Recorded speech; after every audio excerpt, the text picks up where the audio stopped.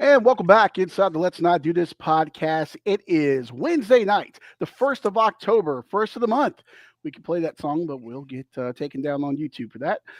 You got Scotty Too Hottie sitting alongside the big O, Leon Oliver. You'll notice that one of the unwise men is conspicuously absent today. I believe Chris is serving a one episode suspension for his comments about BYU last week, along with the BYU student section as well. So he's got that going for him. But no, he's got some other endeavors, I think, in my endeavors, probably some alone time. But that's okay. Whatever works for him.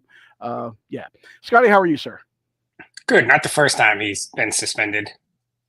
No. No, he probably fell for some internet scam. He thinks he's winning $1 million or something. Oh, without a doubt. He probably, Hmm. we're going to talk Thursday night football coming up here in a little bit with the Rams at the 49ers, get our picks for that. Right before this show started, I was actually being an old man and watching the nightly news. Did you see that apparently the Rams and I guess the Chargers too have a hawk at SoFi Stadium that patrols the stadium to keep the pigeons away? And, the pigeons eat all the trash food and steal people's food and stuff. Apparently, someone stole two hawks from outside the game on Sunday at SoFi. So if you see any hawks for sale on Craigslist in California, you may want to contact the police there. But yeah, maybe Chris is out finding the hawks. Maybe. Yeah, he could be celebrating the big Virginia win. We talked about it Saturday before we got into doing lines, which you can find right back here Saturday morning, 9 a.m. on this furry channel. We get you ready for the upcoming week of college football and the NFL, going through all the big games. We got some big ones this week that we'll talk about then, including Florida State and Miami. But yeah, we talked about that. Virginia is milking the hell out of this thing, Scotty. I got an email today that UVA is selling tickets for Virginia Tech. Maybe you and I should go. $105, Scotty. Upper level tickets, 105. And I think they usually go for like 30, $40 for uppers at Scott Stadium. And you don't know where your seat is. Your seat is assigned when they send you the tickets. So you could be like in a section you don't want to be in. That makes no sense to me whatsoever. If you leave it to Virginia to fuck up selling tickets after a big win, leave it to Virginia.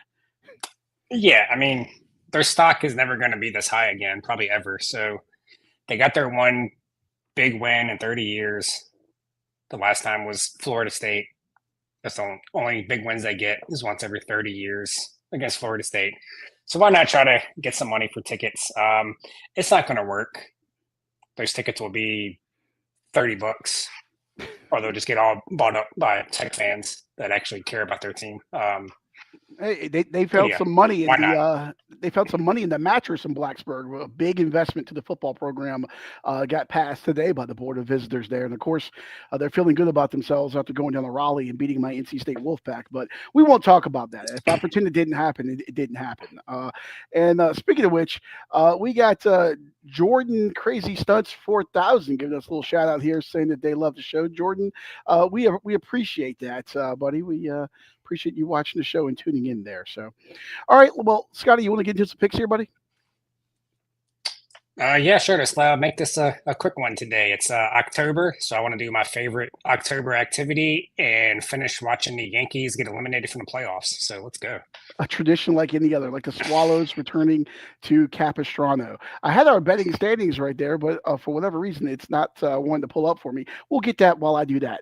For our betting standings, brought to you by absolutely nobody. Once again, remember, you can send an email to info at let's not do this podcast.com. You want to sponsor this, help us, help you, help us, help you. Let's get into those picks.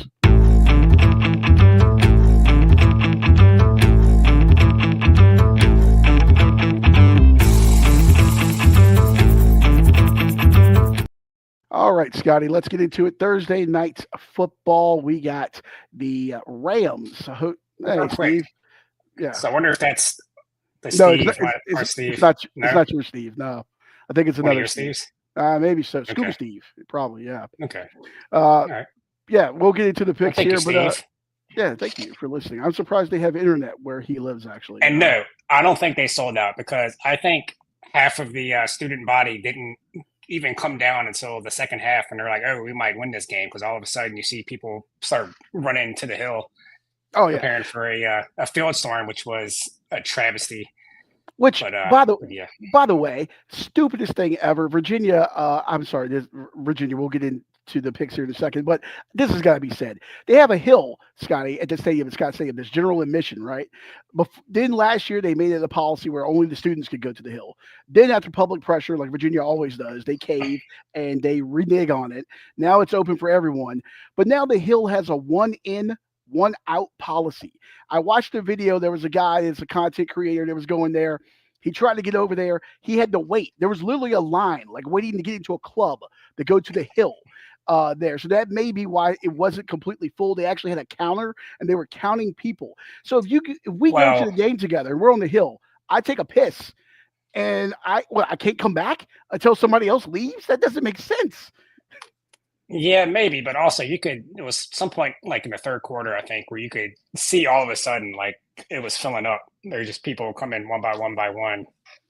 I guess they saw they had a chance. Word got around campus. Yeah. No, what a gross week last week.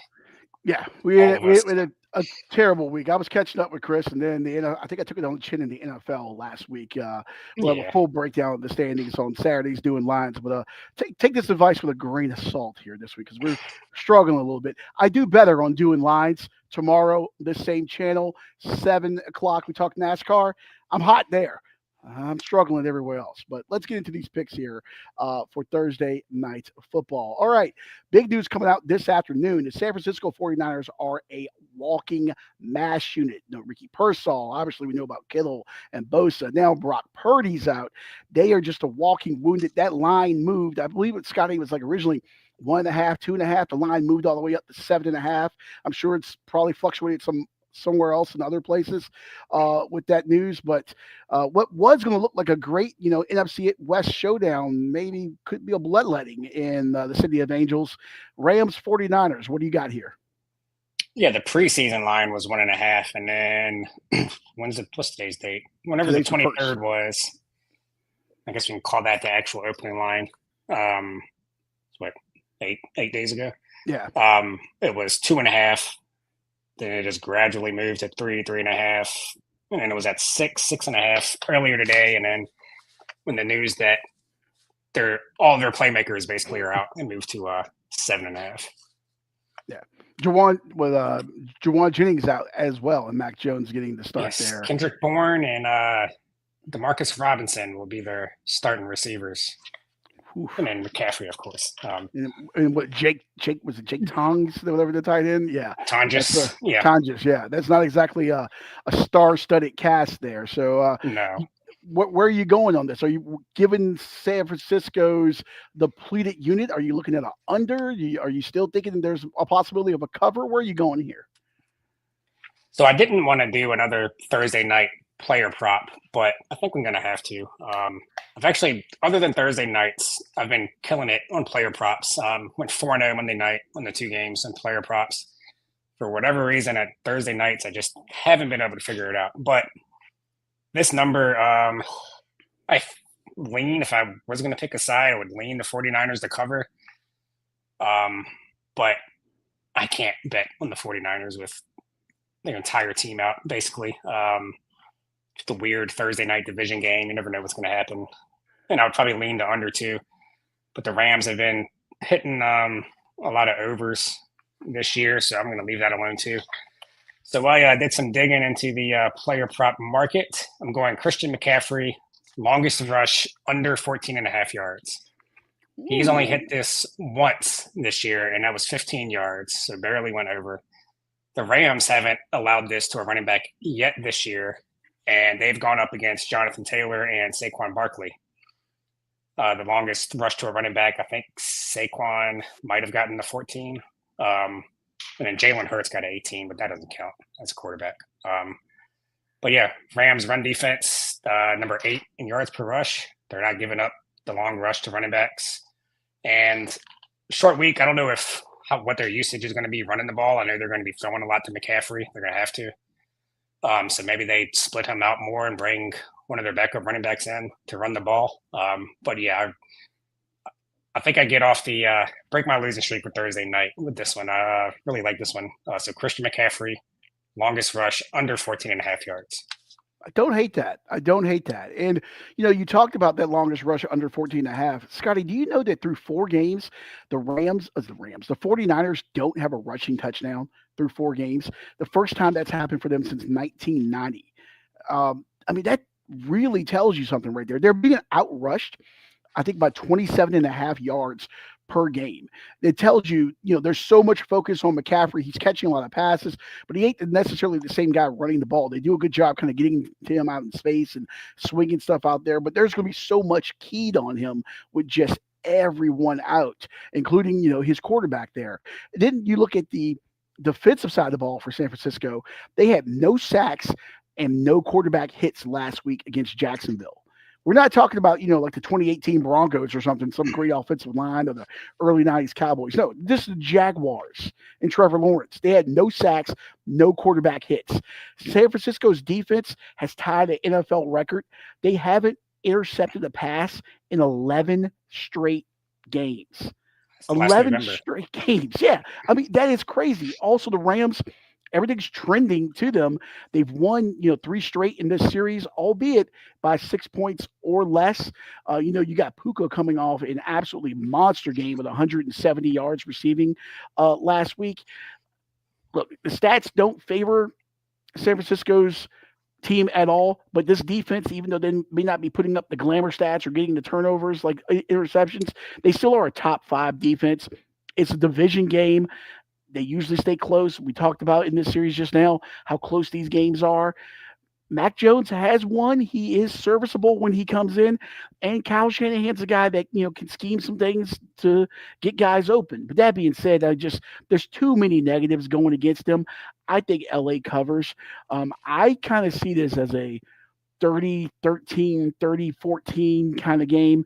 I think LA wins this and wins it comfortably at home. I really don't think San Francisco has a lot to offer right now. And it really sucks because I was looking forward to this game when you get the matchups of what's going on there, throughout the season when everything starts. And I look at this and I'm like, oh, man, NFC West showdown, two of the better teams. This is going to be great. And now you just have San Francisco coming in with one hand tied behind their back. Yeah, that at full strength, I think the Rams are still a much better team than the 49ers. San Francisco has had a super weak schedule. They did beat Seattle at Seattle week 1, but they probably should have lost that game. And then they beat the Saints, and then they beat the Cardinals by 1 point. And then they give up 26 points to the Jaguars. That's the only reason why I'm staying away from the under, because they might give up 30, 34 points to the Rams by themselves. It was at 6.5, and I really liked the Rams at that number. But Purdy's out, but I don't necessarily think at this point that that's a downgrade to go to Mac Jones. From what I've seen from Purdy this year, he's just been throwing a bunch of hospital balls up there. Hasn't looked good. So I think as an underdog, I kind of prefer Mac Jones. He has some fight to him. He's going to bring some energy. So I think maybe you have some weird stuff happen and the Niners keep it close. But yeah, Rams are going to win this one. They're clearly a better team. If it was Thursday night, I'd be all over the Rams, but just weird shit happens in Thursday night. Maybe a fluky play at the beginning, a turnover or something, and Niners go up 10-0 or something like that. But Rams are going to win, but I don't know about the cover. I'm going to stay away from that. If that 7.5 is too inviting, and I know Vegas wants me to take it, it feels like too good to be true, but I don't know. Maybe I'm just going against my better logic and brain here. I was thinking about the under a little bit here because the last three games they were 12-6, 21-20, 27-24, all Ram wins. And the Rams, they could come out and run the ball a little bit with Kyron Williams and control the clock to keep the score down. But I don't know. I feel like even San Francisco's back end, the secondary is pretty dinged up. And then, if you're not getting pressure on the quarterback and the weapons that LA has, they're going to make you pay if you're not picking off passes. So that's why I say I think they'll keep it close, but I think there'll be like a late score that they'll kind of push this thing over, maybe from a Mac Jones turnover or something. But yeah, that's so you're going where again? Christian McCaffrey's longest rush under 14.5 yards. Under 14.5 for Christian McCaffrey, and I got LA minus the 7.5. I really wish that hook wasn't there. Is there anywhere else, Scotty, that you see that maybe doesn't have that? Is there a 7 out there?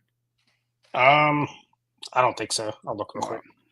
Yeah, I had that pulled up and I accidentally closed it in my 8 million tabs that I have open here. Yeah, it looks like I am not There's a, seeing that. let me make sure this is correct. Action Fan- Network is showing FanDuel -7. if that FanDuel -7 is correct, give me that actually. Yeah, it's still there.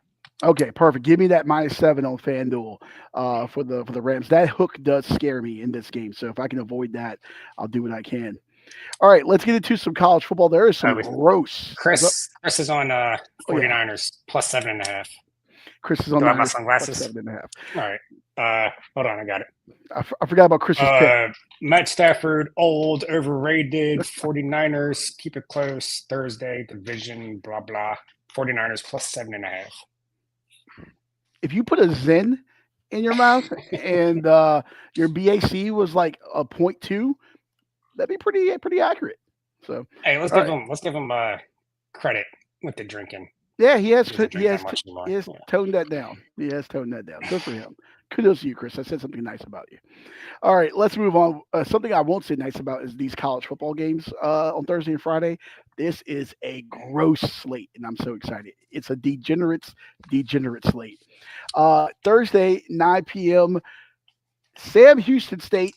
Don't call them Sam Houston State athletically, though. They like to be called Sam Houston because your shit school has to take off one thing, I guess. I don't know. At New Mexico State in beautiful Las Cruces, not too far from an old nuclear dumping ground, too, there. Cats laying 2.5. Over under is 53.5. I actually have this game on my card. This game, Scotty, intrigues me because you look at So do this. I. Oh, wow. Well, there we go. Let's You go. look at this, and I think this is a case of wrong. You look at this, and I think a lot of people are going to bet the other way. I think a lot of people are going to go New Mexico State because they're casuals and they just look at the record. They don't know anything about Sam Houston. Maybe they know that their coach left and went to Temple, but they see 0-4 on the road at a 2-2 team. Well, Sam Houston ain't exactly a typical 0-4. They played UNLV, who we see what's going on there right now. Dan Mullen's got a pretty good team. They played Hawaii. They played Rice. They lost by 17 points in those games. Then Texas beat the hell out of them, 55 to nothing there. But you look at it, they got the 14th ranked strength of schedule. So they haven't exactly, had a walk in the park for Phil Longo taking over their first time head coach. Hey, congratulations. Here's the 14th hardest schedule. Go on the road and get your ass kicked by all these teams. Casey Keeler, left and went to Temple, and Phil Longo's getting his teeth kicked in there. New Mexico, they're coming off that loss in the I-25 rivalry to, New Mexico State coming off the loss in the I-25 rivalry to New Mexico. They were leading 17-14 at the half of that game. They couldn't close it out. New Mexico State only has one rushing touchdown all season, and they're averaging 1.5 yards per carry as a team. 1.5 yards per carry. Whereas you got Sam Houston's defense that's giving up over 6.5 yards per play, and they're tied for like 127th in the country. Something's got to give. One team's got to move the ball, or one team's got to make a stop. This is a great get right game, though, I think, for New Mexico State's passing attack. I know they're coming off a short week after the loss to New Mexico and stuff. I don't care. They're going to be pissed anytime you lose to your in-state rival. I'm going to go with the under in this game, though. Under 53.5. I just don't see any points being scored. Give me the under 53.5 on a gross game in Las Cruces. All right. Thought you were going to. Didn't know which way you were going with that. I was Lee Corsoing it. I was yo-yoing it. Zigging and zagging. But I somehow have this on my card, too. You mentioned Sam Houston State. I think I said a couple weeks ago I would never bet one of their games again because their first game I bet them to cover and they couldn't punch it in from first and goal from inside the 5 at the end in garbage time to get the back door. Then that UNLV game, I bet that over again, garbage time. Couldn't punch it in from the 2-yard line, second and goal. So I said I'm done with Sam Houston State. But yeah, here we are. Not a great slate, but I see an opportunity here. Sam Houston State, 0-4. They have played some good teams, but they suck. They're not a very good team. But Vegas has still favored them on the road. That should tell you really all you need to know there. Sam Houston State coming off a bye. New Mexico State played Saturday. So you have a team with a week and a half of rest versus a team with, what, 4 or 5 days? Yeah. And I mean, that pretty much says it right there. I think, yeah, Sam Houston State just going to go in and be a very tired, also terrible team in New Mexico State. I'm taking the Sam Houston State to cover the 2.5 points. Let's get Scott, gross. Scotty, let's tag team this and get really gross together. Okay, let's go. You know what? We should It combo this. sounds Yeah, it terrible. sounds awful. Sounds very sus. Pause. We should combo this on the show. Go ahead and do Sam Houston to cover that 2.5 with the under 53.5. I don't think there'll be 25 points scored in this game. I really don't think so. It is going to be disgusting. I'm not going to odd shop. I'll just use DraftKings for that plus 250. Plus 250. Let's do it. Chris, I like send us your account and routing number. We're going to use your account to put some money on that plus 250 on DraftKings if you want to combo that under 2.5 and excuse me, under 53.5 and as the soon as he cover gets of that $2.5. $1 million from that Nigerian prince, we're good to go. Prince Yashin, he's ready for him. All right, we're going to go through the rest of the games here. So we both had this on our card. The picks from Yeah, us will strange. be unofficial picks, not for the standings for this now. And then we'll get to Chris's game. Western Kentucky, Delaware. You got any thoughts on this? I got a little bit on this. Not really. Okay. Sounds fun, I guess. I like the uniforms. Over? I don't know. I almost picked this game. Delaware favored in this game. They're playing at home there at Tubby Raymond Field in beautiful, and I use that term loosely, Newark. But Western Kentucky, 3 of their last 5 games have gone over, but then Delaware on the opposite side of things, only 1 of the last 4, so that steered me away from that. But one of the best names in college football. That gentleman in the white to the left there is Maverick McIver. That's the quarterback for your Western Kentucky Hilltoppers. He's got close to 1,500 yards passing right now. He's averaging just under 300 yards and a 66% completion rate, 11 touchdowns, 2 picks. Just lit up Missouri State for 317 through the air. And they got a couple of decent receivers there in Katie Hutchinson and Matthew Henry as well. And Lavelle Wright can't get it done on the ground. Last game he had 5 rushing touchdowns actually, and he's averaging 9.1 yards per carry in their last time out. He had 91 yards on 10 carries. So yeah, that was pretty impressive there. Wait, what team does the running back play for? Western Kentucky. Both of the guys, okay. So Yeah. Maverick McKeever and Lavelle Wright. Did I get that right? Yes, Maverick McKeever and Lavelle White. Sounds like two names. Sounds like 2 names of a cop buddy show. Maverick and Wright coming at you, Fox, Thursday night at 8. Western Kentucky, pretty balanced attack there. A lot of guys you haven't heard of, but they can put up some points in this game. If I had to go with a side on this, I would probably go to the under just because I don't know if Delaware can match that pace. I think Western Kentucky can put up points. I just don't know if Delaware wants to get into a dogfight, wants to get into a shootout with them. So I would lean the under if I had to bet this, but I'm staying far away from this one. If Western Kentucky wears the helmet with the mascot on it, I'll probably tune in. Big Red. That's like the best helmet in college football. Good aesthetics. Yeah. Yeah. All right. Next game up here, Friday night. Another gross one, dude. Charlotte at USF. And yes, ladies and gentlemen, I did look it up. Charlotte likes to go by CLT for their abbreviation. It's the airport code. I was going to say that's the airport, Charlotte. right? Yeah, it's the airport code for Charlotte, and they chose to leave the I out. Chris is still looking for that I, just like he's looking for the other thing. But yeah, this is a huge line, 27.5 points there. USF, obviously, we saw what they did at the beginning of the year with their upsets. They're 3-1. The Niners are 1-3. Over under there is 55.5. Would you put anything on this? So the only thing I saw in this game is I know Charlotte is terrible, but think it's supposed to be pretty windy and maybe some rain. So maybe take Charlotte. I don't know, or maybe the under. I can't. I don't think I can lay the 27.5 on a Friday night game. I don't know. Maybe the under is the play here. I'll have to dig into it some more. It's a big one. Excuse me, I'm like choking here and dying. Charlotte has forced USF has forced like 7 times more turnovers than Charlotte has. The average margin of victory in this series has been USF by like 34 and a half, I want to say. USF is also 3-1 against the spread this season. Charlotte 1-3. So you got one team that covers, one team that doesn't cover. And then USF started 0-2 in the AAC last year. So they're going to want to get out of the gate strong here. Primetime game, ESPN, even though it's on a Friday night. Turnover differential is screaming blowout, even though it's a big number there.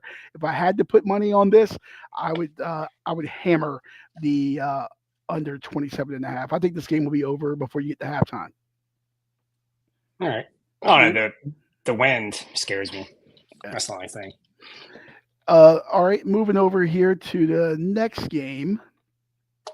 New Mexico, my beloved Lobos. I've fallen in love with them. Almost put this on my card. They're traveling to San Jose to the what is it? San Jose in the Valley? I don't know my California geography. Silicon Valley, yeah. 10 o'clock on the FS1 there, Friday night. Lobos getting 2.5 points over under 57.5. Ken Niumatalolo and his Spartans 1-3. You got any thoughts on this one? Not really. Give me New Mexico. Better coach. San Jose State. They were decent last year. I don't know if they still have that receiver that was supposed to be a prospect, or if he went pro or is still there. I have to look that up. I don't know, but they haven't been good. Last name Nash. I forget his first name. I think. Yes. He's gone. I forget where he went, but he's gone. They just haven't been very good. So give me New Mexico. Which is a New Mexico to win outright. Okay. Which is a big reason for their problems. They can't finish drives. Yeah, Nick Nash was the star receiver there for San Jose State. New Mexico's reeled off 3 straight after that loss to Michigan, and they didn't exactly embarrass themselves in the Big House. They stuck around for a little bit there. They beat UCLA as a huge dog, but everyone's beat UCLA. UCLA, by the way, has not had the lead for 1 minute this season. A Power 4 team has not had the lead for 1 minute this season. I was looking on Bet Online to see if they had put the next Virginia Tech coach odds up. They haven't, but I did see the next team to win a game. It took all the winless teams. Sam Houston State was favored at -135, but so there was four or five teams on there, and it was like -135, and then it was like +200, +300, and then UCLA is like +1400 to be the next winless team to win a game. So yeah, that told you everything you need to know. Yeah. On this game, I'm going with the under. On this one, New Mexico, they got kind of like that zone read attack, can grind the clock out a little bit, and San Jose State just can't finish drives. They can't push it in. It's a late kick too. Albeit I know it's West Coast out there, but still, it's just I don't know how much motivation are these guys going to have. And San Jose State got their heart broken in that loss to Stanford last week. Give me New Mexico to probably to win outright. But if I had to bet this, I would definitely go with the under in this game. Another just gross one. Yeah, I just looked up Nick Nash. Apparently it has him on the Falcons. Was it practice squad or something? I'm guessing he's probably on their practice squad because he's not in the depth chart. Yeah. All right. All right, then moving over here, we got West by God, Virginia, heading west to take on Bear Bachmeier and those BYU Cougs 4-0 on the year. West Virginia 2-3, 10:30 on FS1 Friday night. Cougs laying the 18.5 over under 47.5. I know Chris has this game on his card. Before you give Chris his pick, this is the first time West Virginia has gone to BYU. Yeah, I can imagine that. Only because they're in the same conference now. I don't see where BYU would say, "Hey, West Virginia," and your people come here.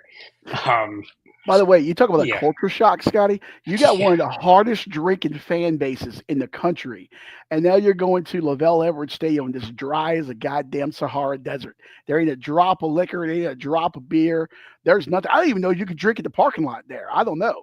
Oh, Uh, there will be some arrests for sure. They their fans couldn't even abide by the "don't burn couches anymore" rule. yeah, A bunch yeah. of people got arrested for that when they played Pitt. And it's probably a good thing too because BYU, their fans, and the team and everything. Unfortunately, they had some disparaging remarks said to them at Colorado last week. I won't repeat those here.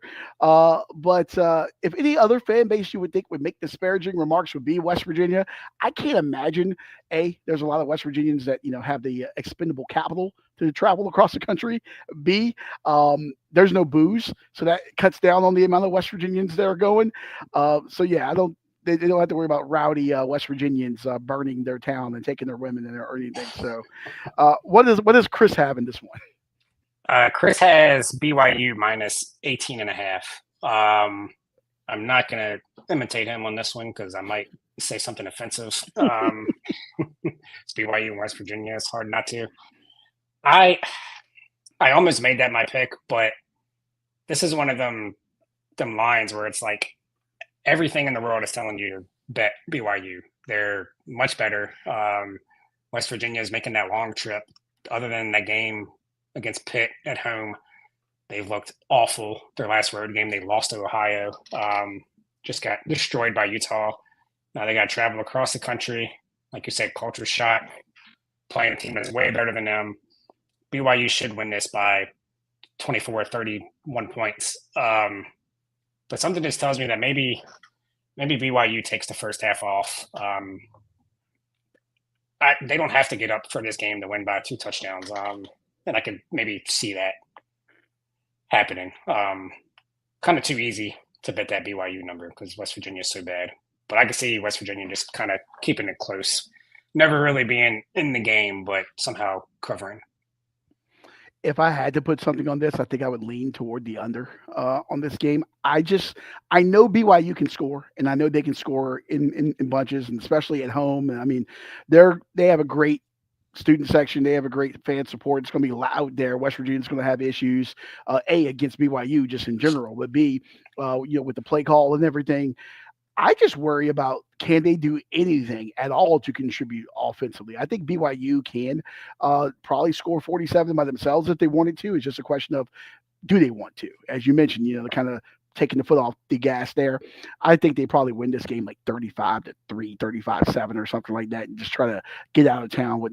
Or I know you're at home, but go back home and take a nap Yeah. without anybody getting injured or anything, and just do what you got to do.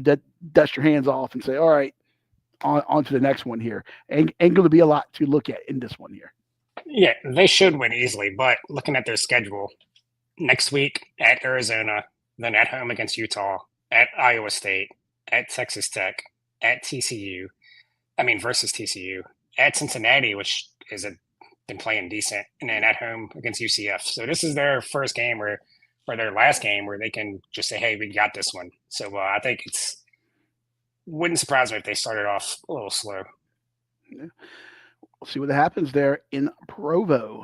And I'm sorry, what did Chris have? BYU minus BYU 18 and a minus half. the 18 and a half. There we go. I tend to not listen to Chris. So when you imitate Chris or just try to speak for Chris, I just don't listen to that either. All right, and then closing out this gross slate of football here, you got Colorado State. If I can get the graphic to pull back up, there we go.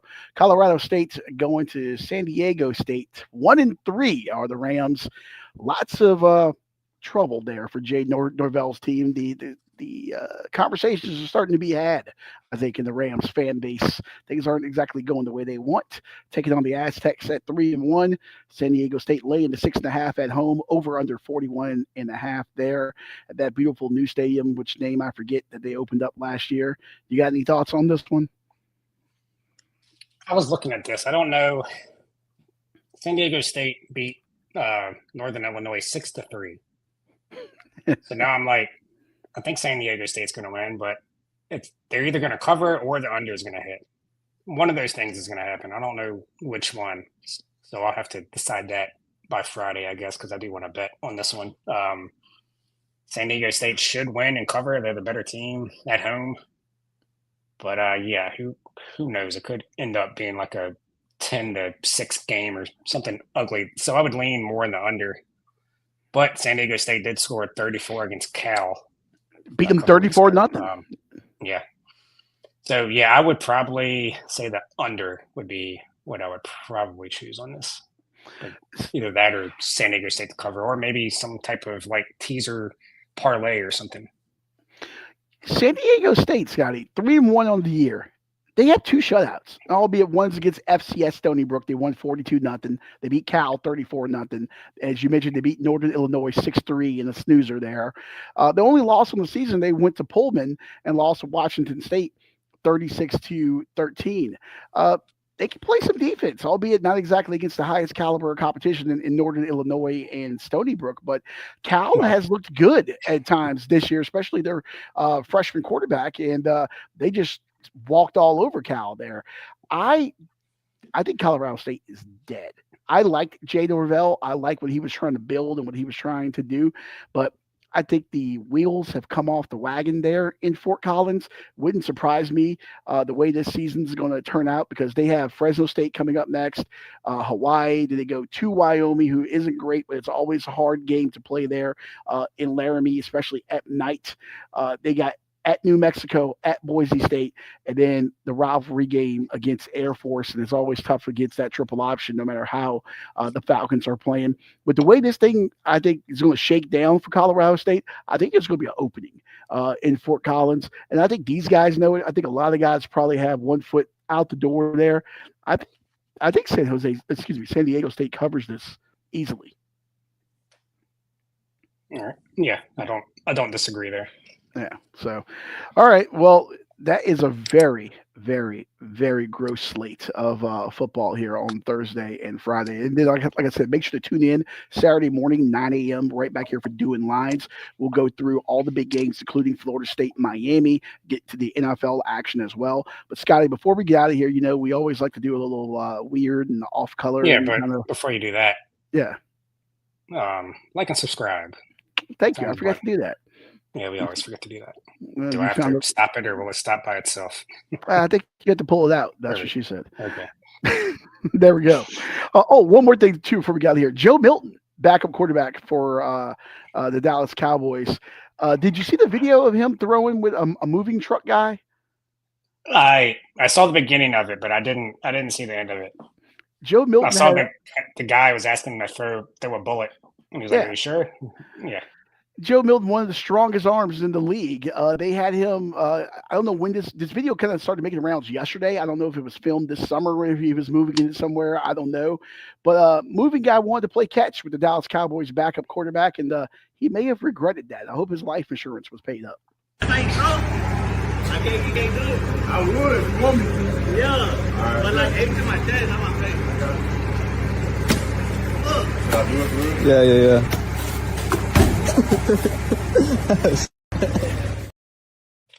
Did you see Hey, he said the smoke on that thing? I mean, that's Joe Milton. My God. Jerry is going to ask for him to be the starter next year. It wouldn't surprise me at all if he doesn't trade up for a quarterback. Ooh, just the way he was talking about him. Has an absolute howitzer, man. I mean, like literally, your homeowner's insurance policy covers like if you injure someone or someone's injured at your home. I hope he's got a pretty good policy on that. Maybe a personal umbrella or something. He might need it. I think he was just off his property, and he asked for it. That's true. He did ask for it. He's on video asking for it, so I think he's good. Pause. He's on video asking for it. Speaking to someone else that was on video, before we get out of here, Scotty, you came across the story.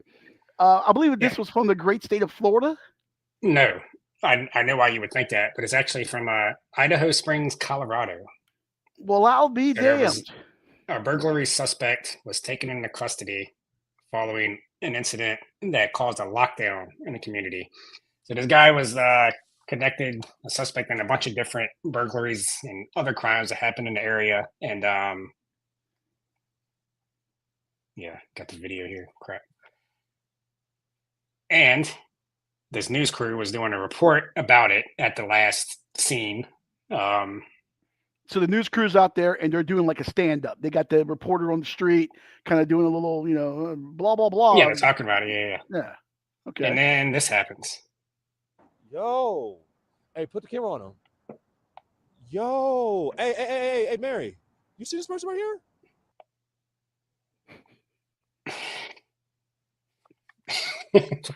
Yo. Watch it one more Put the camera time. on him. Yo. Hey, Mary. You see this person right here? Was he arrested? Yes, he was arrested not too long after. Well, I don't know the timeline, but how do I stop sharing? Here we go. I don't know if it was immediately after, but yeah, he was arrested. That guy was arrested for that crime and trespassing crimes, some other crimes. Yeah. Not that What smart. are you doing, dude? Not that smart. Yeah. Here's a little tip, ladies and gentlemen. If you're wanted for several violent crimes and you're just walking down the street, maybe put on a ski mask or something. Maybe, I don't know. Maybe wear a COVID mask. I don't know. But if you see a news crew, maybe you go the other way. Just he's also got a charge of impersonating a peace officer. So this guy's been living life. I didn't know. Yeah, you don't return to the scene of the crime. I didn't Maybe know scout it out if you do. I You didn't should know have seen that. these streets were that hard in Idaho Springs, Colorado. No, apparently not. Maybe that's why he was just walking around. Yeah, jeez Louise. So, all right, that'll do it for the weird news this week. But like I said, make sure to join us back here tomorrow on the Getting Loose with Leon podcast channel. 7 o'clock, we're going to preview NASCAR going to Charlotte, the last race before the chase cuts down to 8 drivers. We're on the Roval at Charlotte. Always interesting when we go road course racing. Is Shane Van Gisbergen, he's been eliminated from the playoffs, but is it his race to lose? We'll see. We'll talk about that. And of course, back here Saturday morning, 9 a.m. for Doing Lines. We'll get you ready for college football and NFL. So you might just want to go ahead and just fade my picks right now, the way I'm picking college and NFL, but listen to my NASCAR picks. Yeah, maybe fade my podcast picks, but my non-podcast bets. If anybody has Action Network, just look up my name, follow my bets. I'm actually doing well. I did my first losing Sunday of the NFL season, but I did pretty well Saturday in college. So yeah, you know what, Scotty? See what happens this week. I'm going to build you a little QR code next week to link to your bets there. All right, we can do that. Yeah, bottom of the 7th, 3-3. Let's everybody go watch the Yankees blow this and get eliminated once again. I'm going to go eat some chicken wings. Chris, just don't come back next week. This went much better without you. Ryan's watching. Go Red Sox. He is indeed. Go Sox. Dirty water.